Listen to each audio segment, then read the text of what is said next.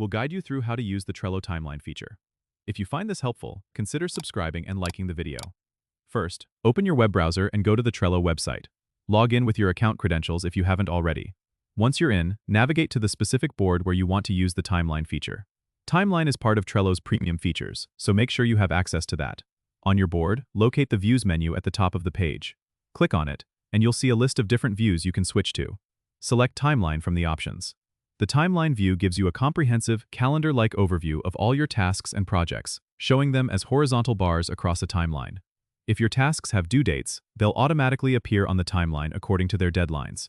You can easily adjust the start and end dates by dragging the edges of the task bars. To add a new task directly from the timeline, click on the timeline where you want the task to appear, and a new card will pop up for you to fill in the details. You can also click on existing tasks to edit or update their information.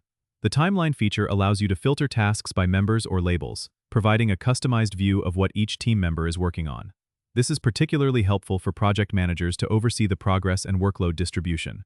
If you're planning a project, you can zoom in and out of the timeline to see the detailed or overall picture of your project's timeline. Remember to save any changes you make to keep everything updated. By using the Timeline view, you can easily visualize your project progress and deadlines, making it a powerful tool for project management. Don't forget to subscribe and comment if this helped you out.